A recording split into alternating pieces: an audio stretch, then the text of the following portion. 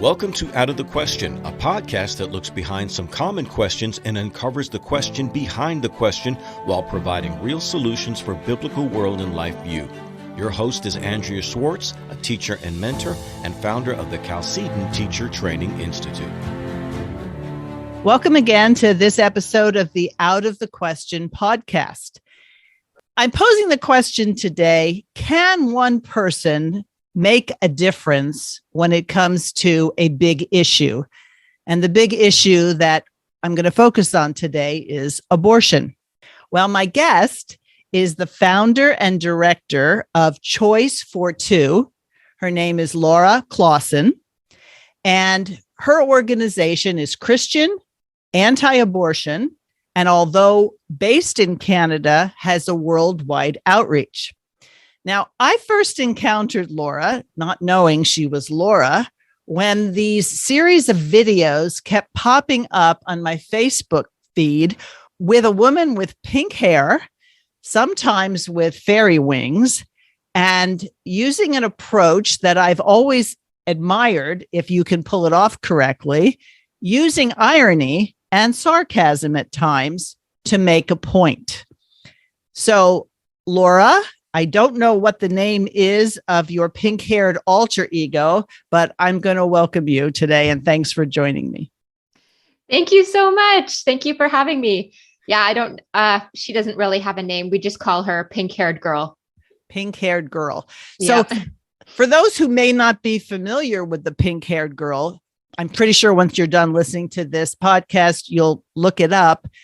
Tell me, how did Pink Hair Girl come to be?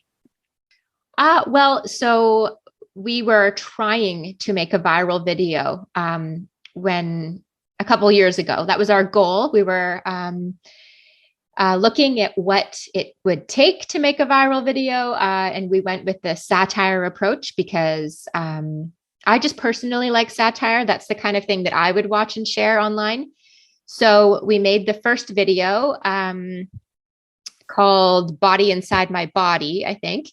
And we didn't have the pink wig at that point. And that video did very well. But we were looking at it and just thinking, how could we make the next one better? And so we thought of making it a little more aesthetically pleasing. That's why we chose the hot pink wig.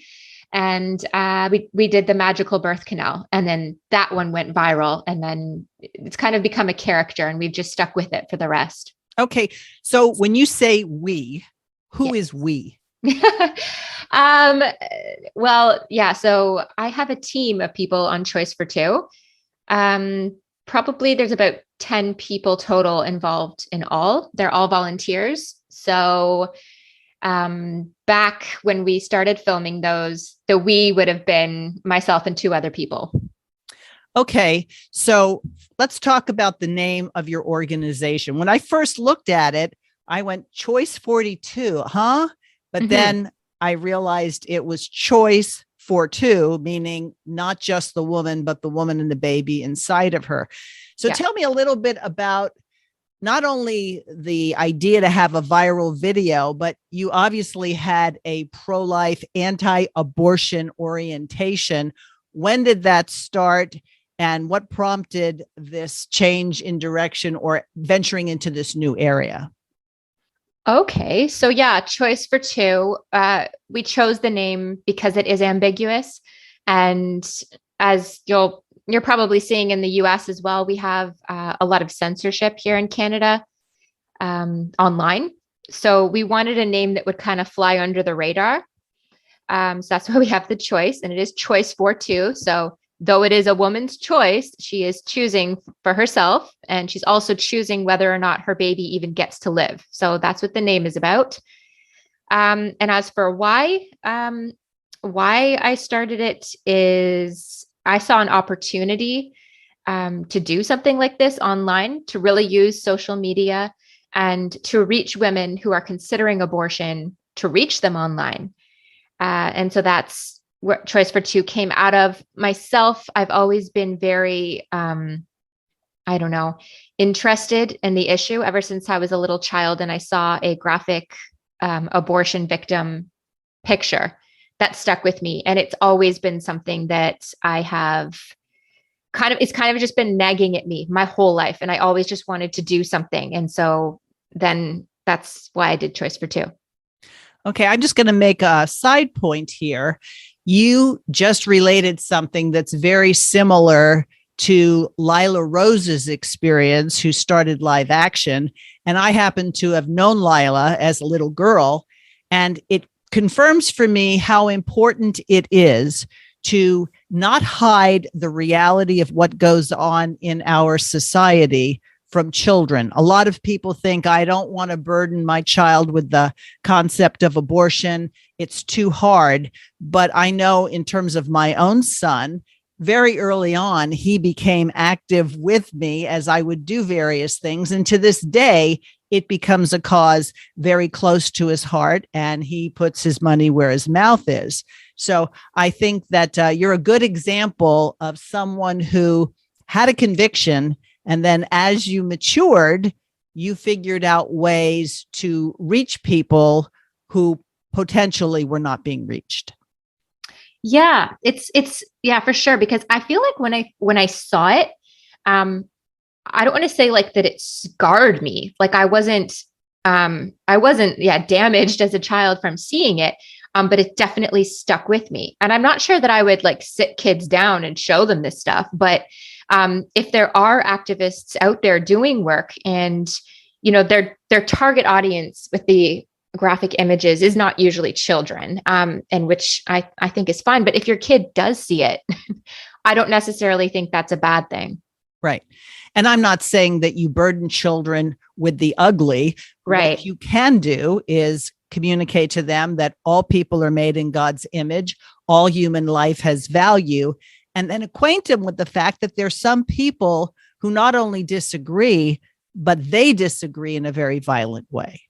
Yeah. Okay, so had you had any background in acting or video production before you became the Pink Girl?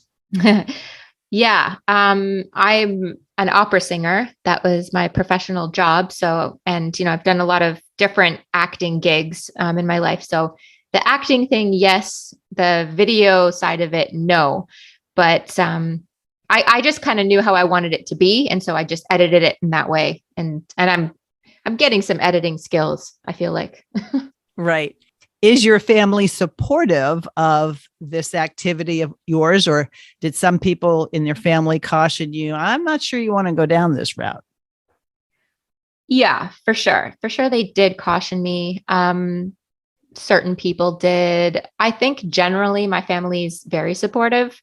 They're not as into this issue as I am. And a lot of my family is not even online. So a lot of them don't really know what's going on with Choice for Two. So, I think that's okay. Like, you know, my mom, she doesn't need to be seeing all this craziness online, but she is very supportive of me. Do you have a family of your own? I keep my personal life very private because I've had so many threats. I see. Yeah. So I just don't talk about anything to do with that. I see. Well, that's smart.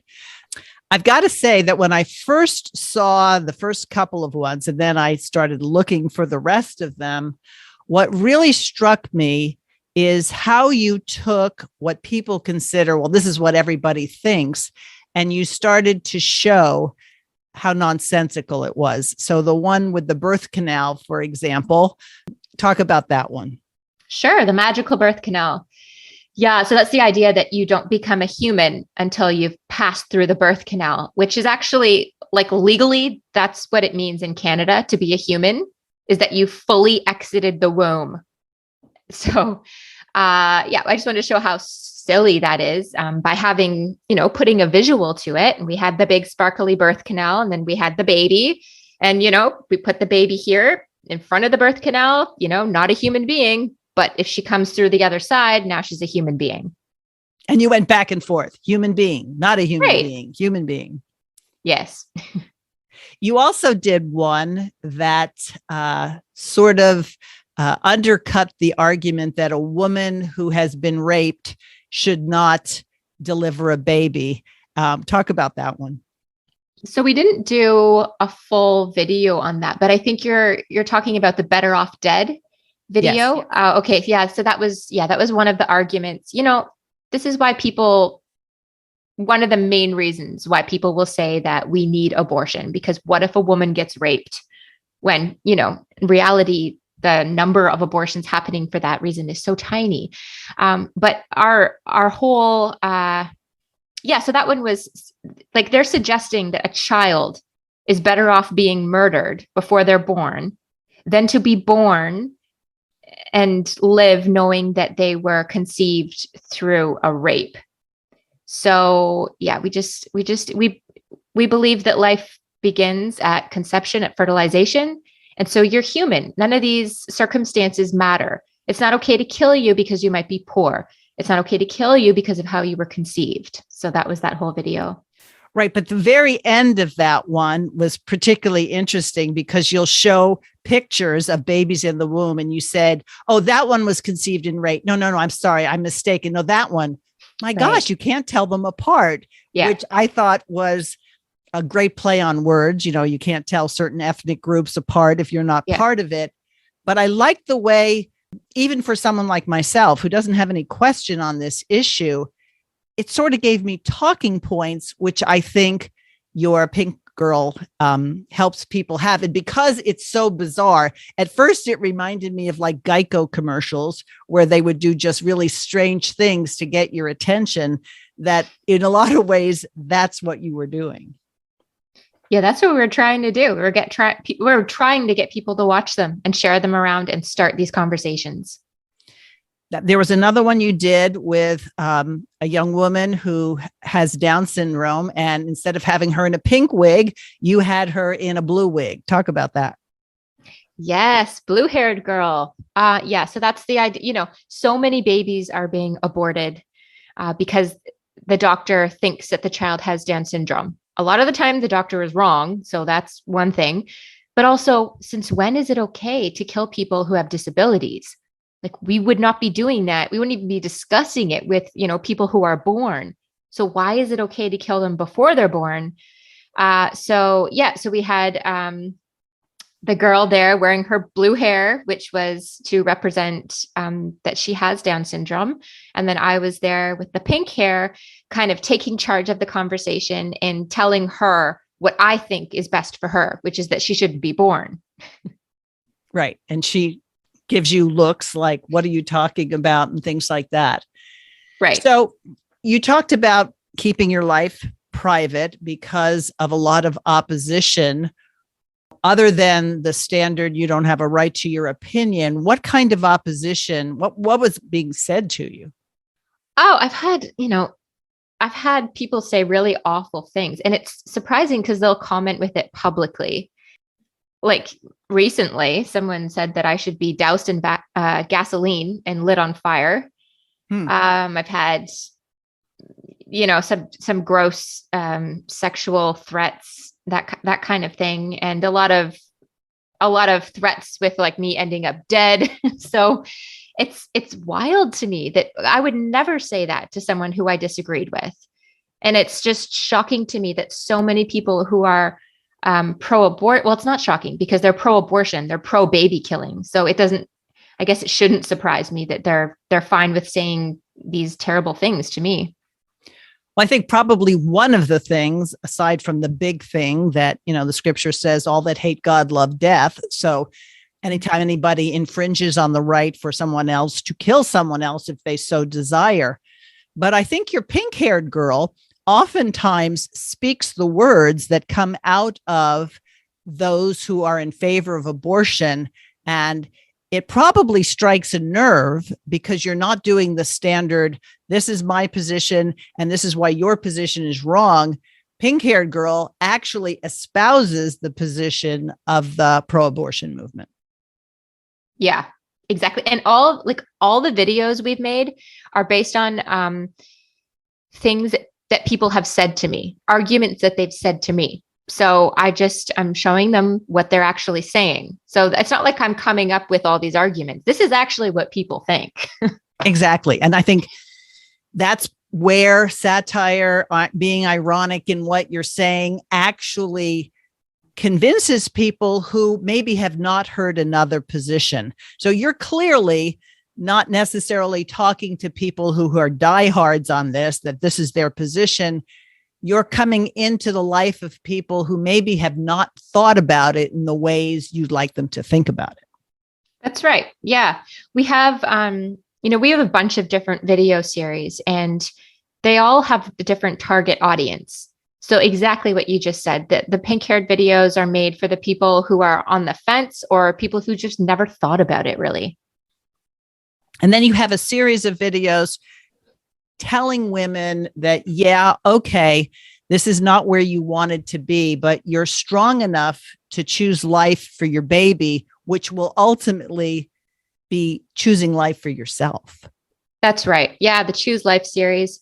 Yeah. And those are true stories where just women that I've connected with over the years, they approached me and said they'd like to share their story. And so exactly, that's what we did. One of the things that I like about your orientation, and I've gone through your videos and also your website, is that unequivocally you're saying abortion is murder. Now, that doesn't mean that you hate all people who have had abortions or supported abortions, but I think it's very important not to try to soft pedal the idea and just make every woman who's had an abortion a victim. Yeah, they could have been a victim of circumstances, but by laying it out, you're not trying to say it's okay if you do. Right. You're saying it's okay if you did. I want to talk to you about it, and there's healing and all that sort of stuff. But I like the fact that you take that stance from the beginning. Yeah, we just want to be really clear on that. And that is a change for us. We in the past weren't as clear on that, which led to, I'm pretty sure, some babies being murdered because we weren't as straightforward as we could have been. So, and I don't hate anyone, right? Like, regardless of what they've done, it's not, I don't have hate toward anyone. And yet, yeah, the whole victim thing is interesting because I feel like that's pushed a lot within the pro-life movement, where they're kind of saying the baby's the victim, but the mom is the victim too. And I understand that abortion is terrible for women. I've walked with women, who are post-abortive, and it's so awful. But the person who dies, the person who has their arms and legs ripped off or their skull crushed or their body stabbed with poison, like that's the victim of an abortion. And that woman might be pressured and times might be really hard, but I truly think the baby is the victim of abortion. And so we need to be clear with that. And I mean, there are situations where you'll have like a sex trafficked victim who is literally tied down to a bed and an abortion is performed on her. Yes. That's a victim. And there are women like that. Women have been through that.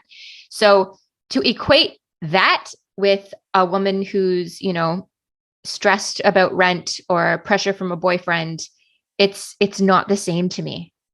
Right. Or what was happening in China, or maybe still happens in China, where there was a one-child policy that women were forcibly put in a position where they had no choice because they were held down. So yes, It's important to recognize the circumstances, but I'm glad to see that you just premise this whole argument with the baby dies. Every abortion has a dead baby as a result. Right. So again, I'll go to the scriptures that will tell us in the Old Testament, do not despise the day of small things or small beginnings. So when you took on this project, clearly, you didn't have a big funding mechanism behind you, and you were kind of stepping out there in faith. Talk about that a little bit. Yeah, I didn't have anything. I didn't know how to start. I didn't know how to start a nonprofit organization. I didn't know how to run social media. I had no training in anything. And I just thought that this is what I was supposed to do. And I felt like, I don't remember feeling worried. I really felt confident that this is what I was supposed to do. and that therefore God would make it happen. And so it is very interesting to look back, and it's encouraging to see what has happened, because it shouldn't have. Like I had nothing going for me. I had no support. I had no money, and it's taken off, and that's all glory to God. So how long have you actually been doing it? Because that will lead into my next question. So we launched just 6 years ago. Okay. So recently I've discovered that your reach is going to expand as people who are well known in Christian film production, etc., have now teamed up with you. Speak about that venture, please. Oh, sure. Yes. So we're doing a new series, a new animated series, and it's called Exposed. And it's going to be 6 animated shorts. And they're going to be on the new platform called Loor, Loor, Loor.tv. So that's going to be coming out in the new year. And we did a press release just to let people know about it. And then Kevin Sorbo responded to it. And then we had a phone call, and he wanted to be involved with it. So he is doing some of the voice acting work. And for those who don't know, Kevin Sorbo, he's been involved in a lot of productions that have distinctively Christian themes and not afraid to mention the Bible, Jesus Christ, etc. So does any of this scare you, Laura, as it gets big? Not really. Like I guess I just expected it to work. And now that it is working, just kind of going with the flow. It's really amazing to see what's happening, and just to see our reach expanding, and to have these new projects, new opportunities to reach people is very cool. And I know a lot of people get disheartened because, like, I live in California, and the governor comes out with, schools can take girls to have abortions without having parental okay, and it's now codified. And I think a lot of the reactions we're seeing has to do with the success of ventures like yours and others that are really undercutting the narrative and helping people. Yeah, that's exactly what we're trying to do. And yeah, we help women in so many ways, and we give our followers the opportunity to help women. So, if a woman has a need, then we'll fundraise specifically for her, and people can then, donate to her. So it's very cool to kind of mobilize this whole movement. So you mean as somebody shares their story, it's sort of, like we know these medical sharing organizations that people can directly help individual women? That's right. So yeah, and we're very careful about that, because anytime we'll set up a fundraiser for anyone or a baby registry or anything, we've had an in-person meeting to have her verified that she is who she says she is, that she's in the situation that she says she is, because there's so many scammers these days, sadly. Yeah. So so we take that very seriously. So any fundraiser that we post, that woman is who she says she is. And then, people can directly help her. Which is a very biblical way to orient people to charity, that it doesn't have to be funneled through an organization or especially the state. Yes, exactly. Now, one of the things that happens in a variety of areas, whether it's medical research or some sort of innovation, oftentimes the enemies of that kind of thinking or philosophy try to come alongside and say they're going to help various organizations or various innovations with the express intent of stopping them, to make sure that their message doesn't get out. Have you experienced any of that you're aware of? Yeah, possibly. The thing about us is we don't have really any costs. So we don't have a building. We don't have any paid staff. So there is no reason for us to ever get into a partnership where we have to cater to people or an organization, in that way where they would have some pull. We are just doing what we think we're supposed to be doing, answering to God only. So that kind of protects us from all those kinds of situations. Mm-hmm. Do you find that prayer and studying of the scripture is something that's vital for you as you proceed along this road? Yeah, of course, because it's a spiritual battle. And as I've said, I've really believed that abortion is modern child sacrifice, which has a lot to do with the spiritual world. So, yeah, prayer and reading the Bible are essential. So, other than hitting the share button or promoting the things you do, are there ways that people who listen to this and say, wow, I'd love to support this? Is there ways in which they can support your work? Yes. So we accept donations, which go toward, like I said, we have no fixed cost. So everything goes directly to either helping women or it goes toward our media creation. So they could do that through our website, which is choice42.com. But the main way that people can help, I think, is by speaking out themselves. We've created, we're trying to create more and more content that people can share to start these conversations within their own circles. And I really think that the anti-abortion side needs to step up and stop being afraid to be anti-abortion, which is kind of what the media has made us the bad guys. So I think that we need to be not ashamed to be anti-abortion and to act accordingly and to speak up for all these children that are being slaughtered daily. That's the main thing people need to do. Right. And that ties back in with let's calling it what it is. Abortion is murder. So I can be anti-death. I can be anti-poison. I can be anti-cruelty and not have to apologize for my anti-perspective. But I do think early on, people started to say, we're not anti-abortion, we're pro-life. Well, you kind of have to be anti-abortion to fight this fight, because otherwise, what are you fighting?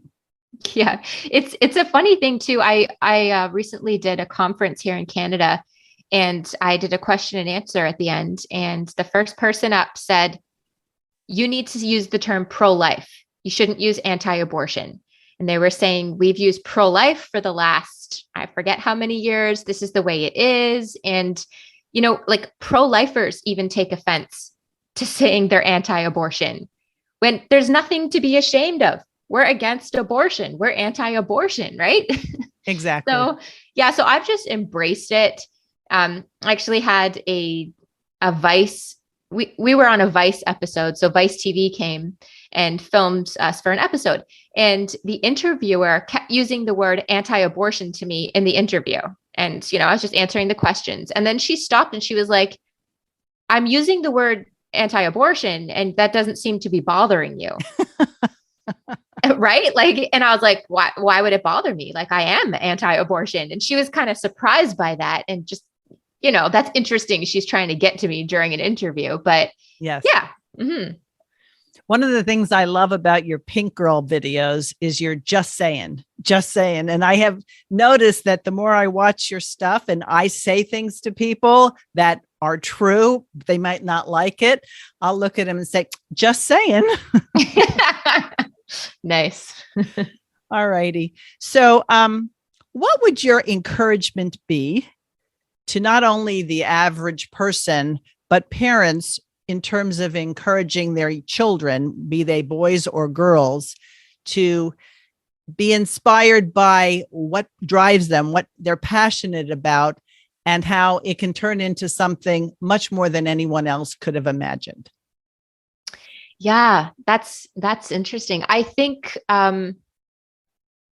just encourage them to pray to God, to ask him to use them, I think is what it really comes down to. Because God can use anything, right? And God can use anyone, and God could use any passion if he wants to. So that's kind of what happened with me.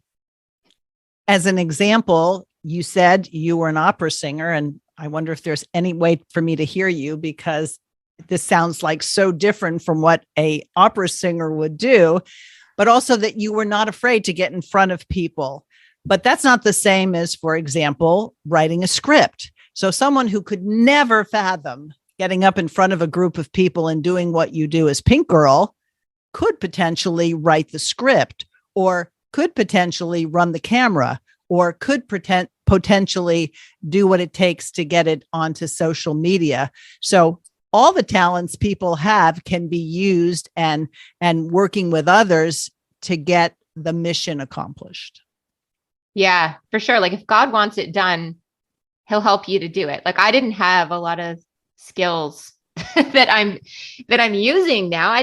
Wasn't trained in these things. And, now I can do them. So I think God just helps you. And if you have a reason to learn, to me, I didn't know much about editing audio before I started doing podcasts. And you know what? I'm pretty good at it now. Exactly. Yeah. Not so good at editing video, which is probably why my podcasts are not video and they're audio. But I suppose over time, if that seemed to be the area to go, I'd learn how to do that as well. Yeah, you would. Right. Where there's a will, there's a way, and necessity is the mother of invention. So that's very good. Well, Laura, I thank you for taking the time. I know we've been working to try to do this now for well over a month, and I appreciate that you were willing to accommodate time zones and your schedule.